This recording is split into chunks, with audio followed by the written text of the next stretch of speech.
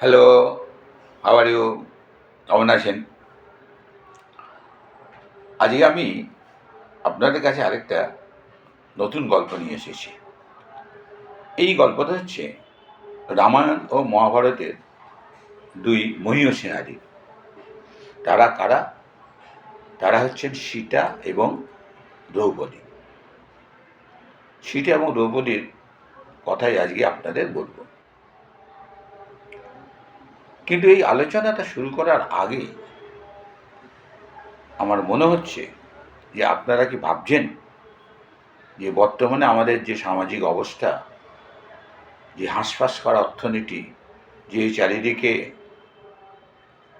মূল্যবোধের অভাব, জিনিসপত্রের এত দাম, আমরা যেভাবে সকাল থেকে সন্ধে পর্যন্ত কোনো রকমে জীবন ধারণ করছি, ঠিক সেই সময়ে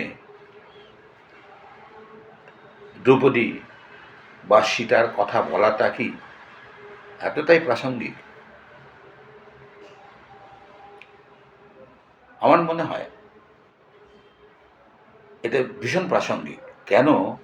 আমাদের যা এপিক বা পুরাণ আছে তাদের মধ্যে যতগুলো চরিত্র সৃষ্টি করা হয়েছে, সেই চরিত্রগুলিতে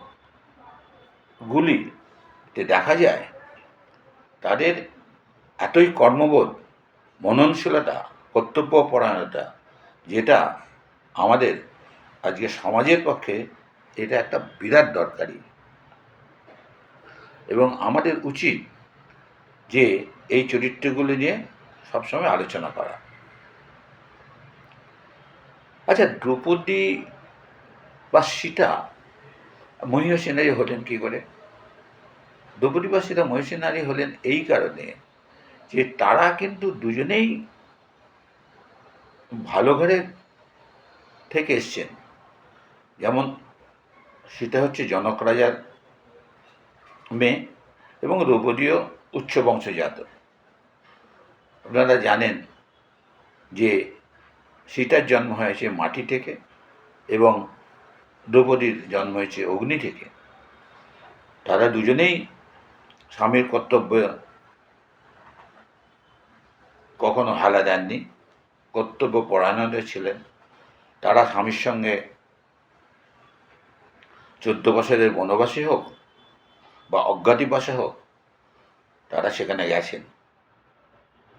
আমরা যারা বর্তমানকালে দেখি যে ছোটো ছোটো ব্যাপারে স্বামী স্ত্রীর মধ্যে কত ভুল বোঝাবুঝি, কিন্তু তাদের মধ্যে সেটা হয়নি এবং সেটা পুরাকাল বলেই হয়তো সম্ভব হয়েছিল।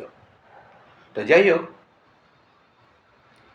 সেই কারণেই দ্রৌপদী এবং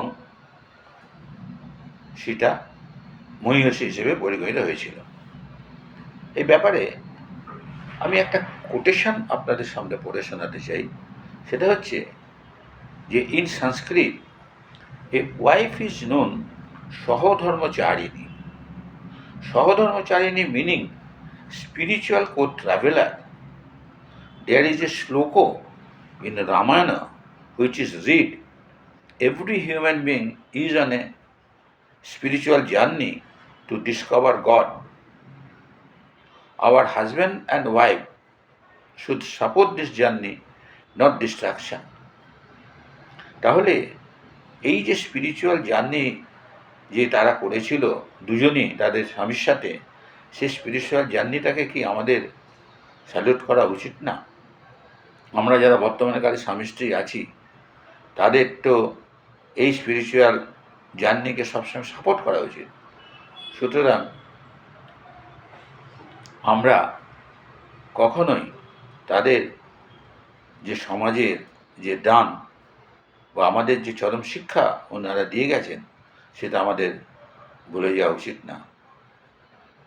সেই কারণে আমরা আজকে দ্রৌপদী বা সীতার কথা বললাম। এক্ষেত্রে একটা কথা বলা উচিত যে অনেকে বলেন যে মহীয়সী নারীর হিসেবে সীতা নাকি কিছুটা এগিয়ে আছে, কারণ সীতার মধ্যে ক্ষমা করার জন্যে যে চরম সাহস, সেটা দ্রৌপদীর ছিল না। সেক্ষেত্রে হয়তো দ্রৌপদী একটু পিছিয়ে আছে। যাও, আপনাদের যদি এই ভিডিওটা ভালো লাগে তাহলে অবশ্যই সাবস্ক্রাইব করবেন, এবং আমি আপনাদের পরে আবার গল্প নিয়ে আসবো, এবং আপনাদের মতামত জানাতে ভুলবেন না যে কীরকম আপনাদের এই গল্পগুলো লাগছে। ধন্যবাদ।